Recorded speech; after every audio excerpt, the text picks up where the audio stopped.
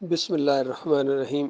یہ ویڈیو واقعی سبق آموز ہے، لیکن غور و فکر کرنے والوں کے لیے اس ویڈیو کے اندر بتایا گیا ہے کہ دیکھو، جاپان انصاف کے اندر، صاف ستھرائی کے اندر، خوش اخلاقی کے اندر، دیانتداری کے اندر دنیا کا نمبر 1 ملک قرار دیا گیا ہے، اور وہ ملک جو لا الہ الا اللہ کی بنیاد کے اوپر بنا اور جس کی آبادی اپنے آپ کو مسلمان کہتی ہے، حتیٰ کہ اپنی دکانوں کا نام بسم اللہ سٹور اور ماشاء اللہ کارخانہ یا اس طرح کی نام رکھتی ہے، وہ دیانتداری کے اندر اور ناانصافی کے اندر 160 نمبر کے اوپر ہے ملکوں کے اندر۔ اور پھر ساتھ ساتھ اور چیزیں بھی گنوائیں کہ دیکھو، یہ نمازی بھی ہیں، عمرے بھی کرتے ہیں، حج بھی کرتے ہیں، 12 ربیع الاول کے جلوس بھی نکالتے ہیں، 10 محرم کو تعزیہ بھی نکالتے ہیں، یعنی یہ چیزیں بیچ میں دینداری کے روپ میں لائی گئی ہیں۔ تو اصل میں ان کا جرم ہی یہی ہے، ان کو ایمان اور عقیدے کی سمجھ ہی نہیں ہے، جو خالص کفر و شرک ہیں، چاہے یہ 11ویں کی نظر و نیاز ہو، 12ویں کے کیک ہوں، جلوس ہوں 12 ربیع الاول کے، یا 10 محرم کو یہ قوم جو کرتی ہے، مارتی پیٹتی ہے اور گھوڑے کی پوجا کرتی ہے اور سبیلے لگاتی ہے، یہی تو کائنات کا سب سے بڑا شرک ہے اور بے دینی ہے۔ جب تک اس کو یہ سمجھ نہیں آئے گی اس قوم کو، یہ کبھی اٹھ نہیں سکتی ہے۔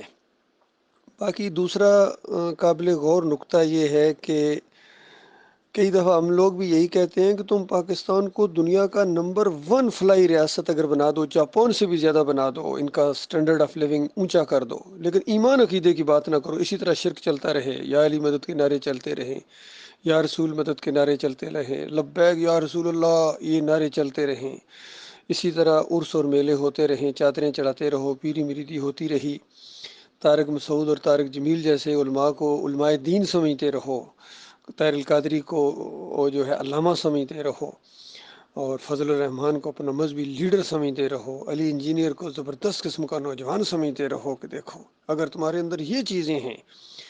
تو اس کے بعد تم کبھی فلاح نہیں پا سکتے ہو، کبھی بھی نہیں اٹھ سکتے ہو، اور دنیا تو دنیا، آخرت میں کبھی کامیاب نہیں ہو سکتے ہو، جنت کی خوشبو تک نہیں پا سکتے ہو۔ تو یہی ہمارا کہنا ہے، ہمارے ان لیڈروں سے جو کچھ زیادہ ہی روشن خیال ہیں، کچھ جنرل مشرف سے بھی زیادہ روشن خیال پیدا ہو گئے، عمران خان جیسے اور عمران ریاض جیسے، اور ان کو ہم کہتے ہیں کہ تم پاکستان کو جتنا مرضی ایڈوانس کنٹری بنا دو، نمبر 1 پر لے آؤ اس کو، لیکن جو مرتا جائے گا آگ میں، جو مرتا جائے گا آگ میں، بتاؤ یہ بہتر ہے؟ اب جاپانی کہاں جا رہے ہیں بتاؤ؟ جو مرتا جا رہا ہے، ان کا چند دن زندگی اچھی گزار لی، ٹھیک ہے مان لیا، اس کے بعد ہمیشہ کی آگ کے اندر اتر جائیں گے اس مورتی پوجا کی وجہ سے، کفر و شرک کی وجہ سے۔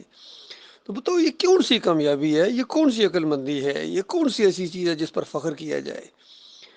مسئلہ یہ ہے کہ اس دن کیا بنے گا، وَمَنْ زُحْزِحَ عَنِ النَّارِ وَأُدْخِلَ الْجَنَّةَ، اس دن کیا بنے گا؟ جو اس دن جہنم کی آگ سے بچایا گیا اور جنت میں داخل کر دیا گیا، فقط فاز، یہ ہے صحیح معنوں میں کامیاب، یہ ہے صحیح معنوں میں عقل مند، چاہے دنیا میں ایک جھونپڑی بھی اس کو بنانے کی توفیق نہ ملی، اور کوئی دنیاوی لحاظ سے اس نے ترقی نہ کی، کوئی ماڈرن سکولوں میں اس نے اپنے بچوں کو نہ پڑھایا،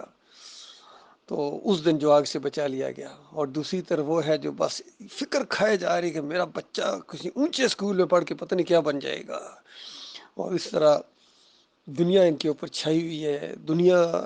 ان کو ملتی رہے تو خوش رہتے ہیں، ایمان عقیدے کی کوئی اہمیت نہیں ان کے نزدیک کہ اللہ کی رضا کس کے اندر ہے، اللہ کے حکم کیا ہیں، اللہ کا حکم پیچھے پھینکتا ہے، اپنا حکم چلاتا ہے۔ تو یہ سارا ہم اپنی آنکھوں سے دیکھ رہے ہیں اللہ کے بندوں۔ تو یہ ہے میرے پیارے بھائیو، اصل چیز یہ ہے کہ اس کامیابی، آخرت کی کامیابی کو حاصل کرنے کے لیے غور و فکر کرو، اور وہ حاصل ہوتی ہے وہ انداز اختیار کرنے سے کہ ایسے لوگوں کا راستہ عملی طور پر اختیار کیا جائے جن کے اوپر اللہ نے انعام کیا۔ سورہ فاتحہ بڑی زبردست سورہ ہے، اوپننگ سورہ ہے قرآن کی، اور پورا قرآن اسی کی تفسیر ہے کہ اللہ کی حمد و ثنا بیان کرنے کے بعد پھر وہ عہد و پیمان آپس میں یعنی مل کے بھی، ہم سب مل کے اللہ کو کہتے ہیں کہ اللہ یا ہمارے مالک، ایاک نعبد و ایاک نستعین، اے اللہ ہم تیری ہی عبادت کرتے ہیں اور تجھ ہی سے مدد مانگتے ہیں، اس پر قائم رہو اور کس قدر ظلم اور زیادتی ہے کہ اس امت کے چوٹی کے علماء میں سے محمود الحسن نے اور شبیر احمد عثمانی نے اس آیت کی تشریح یہ کی کہ اللہ کے مقبول بندوں کو خالص واسطہ رحمت الہی سمجھ کر اگر پکارا جائے تو یہ بھی اللہ ہی کو پکارنا ہے۔ غور کرو اللہ کی تفسیر شبیر احمد عثمانی میں۔ تو بتاؤ یہ ایمان ہے، یہ توحید ہے؟ خالص کفر و شرک کے دروازے کے اندر داخل کر دیا، ایمان کے اندر داخل کرنے والی سورہ سے ہٹا کے کفر و شرک کے دروازے کے اندر داخل کر دیا، اور پھر اس کو جنتی دروازے کا نام رکھا انہوں نے۔ تو اندازہ لگاؤ، یہ اگر جہالت نہیں ہے تو اس کے علاوہ اور جہالت کیا ہو سکتی ہے؟ یہی چیز تبلیغی نصاب کے اندر لکھی ہوئی ہے اسی انداز سے کہ دیکھو یہ جو نبی صلی اللہ علیہ وآلہ وسلم کے جسم کے ساتھ جو مٹی لگی ہوئی ہے، بیت اللہ تو کوئی چیز ہی نہیں، عرش اور کرسی سے زیادہ ہمیں افضل ہے۔ بتاؤ اللہ کے بندو، یہ ہمارے حکیم الامت صاحب یہی فرمائیں، قوت قلب و جگر گردد نبی، از خدا محبوب تر گردد نبی۔ یہ علامہ اقبال صاحب فرماتے ہیں کہ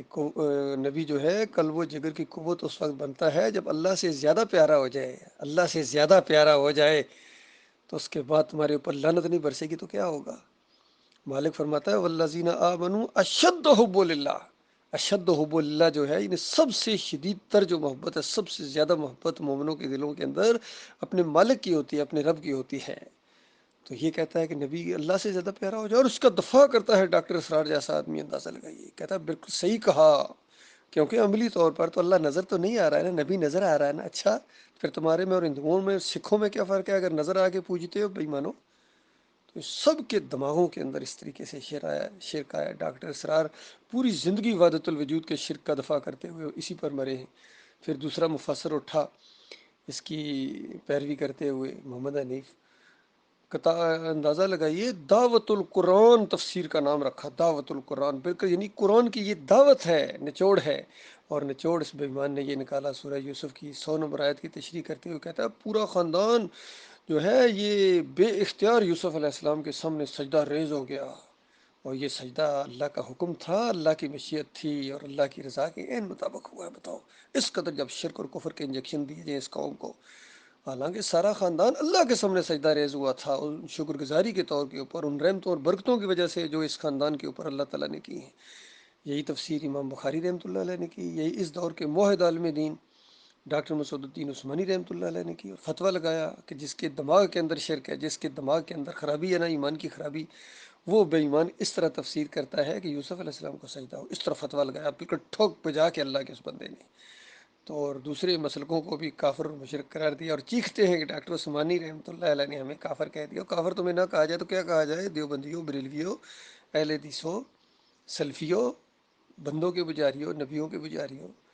گنبد کے پجاریوں، تم اللہ کے بندے کیسے بن سکتے ہو؟ جب تک یہ بات اس انداز سے سامنے نہیں آئے گی، اللہ کے بندوں، کفر و شرک کا انجام جب تک سامنے نہیں رکھو گے، اور ایمان عقیدے کا انجام جب تک سامنے نہیں رکھو گے، کوئی بندہ اس راستے میں ایک قدم نہیں ٹھہر سکتا ہے۔ بڑے بڑے آئے ہیں، بڑے بڑے پہاڑوں اور منوں اور ٹنوں جیسے ایمان کے دعوے کرنے والے،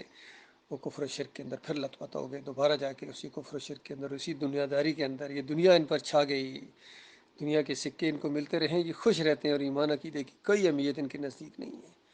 بہرحال جو ہونا تھا ہو چکا، اب ہم کیا کر سکتے ہیں؟ یہ اللہ کی مشیت تھی، جو اس نے چاہا وہی ہوا، کیونکہ اس نے اسی انداز سے ایمان عقیدے کا یہ امتحان لیا ہے کہ جس کا جی چاہے اپنے مالک اور خالق کا راستہ اختیار کرے، اور جس کا جی چاہے آ کے پھر واپس چلا جائے، اللہ کو کوئی پرواہ نہیں، کوئی ایک بھی نہ مانتا اس کی بات، سب کچرے کو اللہ جہنم کی آگ میں پھینک دیتا، اس کو کوئی پرواہ نہ ہوتی، وہ ایسا مالک ہے۔ اور جو اس کی طرف آتا ہے، مالک اس کی قدر کرتا ہے، مالک اس کو عزت دیتا ہے، اس کی عزت کا محافظ ہوتا ہے۔ پوری دنیا کے لوگ مل کر اس کو ڈاؤن کرنا چاہیں، اس کو نہیں کر سکتے ہیں، جس کو مالک اٹھانے کا فیصلہ کر لے، اور جس کو مالک گرانے کا فیصلہ کر دے، پوری دنیا کی دولت کے باوجود وہ عزت نہیں پا سکتا ہے۔ یہی سورہ، یہی اس دعائے قنوت جسے کہتے ہیں، اللہ مادنی فی من ہدیت، اس کے اندر اس انداز سے یہ بات بیان کی گئی ہے کہ جس کو اللہ دوست رکھے اس کو کوئی ذلیل نہیں کر سکتا، اور جس کو اللہ ذلیل کر دے اس کو پھر کوئی عزت نہیں دے سکتا ہے۔ کس طرح ان کو دنیا اور آخرت میں ذلیل و خوار کیا جا رہا ہے مسلمانوں کو، اندازہ لگا، یہ کلمہ پڑھنے کے باوجود تہجد گزار بھی ہیں، تبلیغی بھی ہیں، مجاہد بھی ہیں، سب کچھ ہے، لیکن ذلت اور خواری ان کے ساتھ ایسی چمٹا دی گئی ہے، یہ شرک کی وجہ سے ہے۔ اور چادریں چڑھاؤ، اور سر میلے کرو، اور پیروں کی پنڈلیاں دباؤ، اور واسطے وسیلے کے ساتھ پکارو، جو شرک اللہ کو گلی ہے۔ تعویذ گنڈا پہننے والوں، جمہوریت کے پرستاروں، جمہوریت کی بت کی پوجا کرنے والے حافظ سعید، علامہ خادم حسین رضوی اور جناب یہ جتنے اہل حدیث ہیں یہ بھی سارے جمہوریت کی بت کی پوجا کریں گے. سارے ہمارے جتنے قائدین ہیں وہ سویلین ہوں وہ عسکری قائدین وہ بھی اسی جمہوریت کے پرستار ہے. کبھی نہیں کہیں گے جمہوریت شرک ہے کفر ہے، ہم اس کو دوبارہ اٹھنے نہیں دیں گے. جس ڈکٹیٹر نے بھی آ کے جمہوریت کو گرایا ہے، اس بت کو توڑا ہے اور پھر ساتھ ہی وعدے کی دیکھو اس بت سے زیادہ بہترین بت میں تمہیں بنا کے دوں گا جمہوریت کا. اصلی جمہوریت ہونی چاہیے، اصلی بت ہونا چاہیے. یہ معاملہ ہے اللہ کے بندو.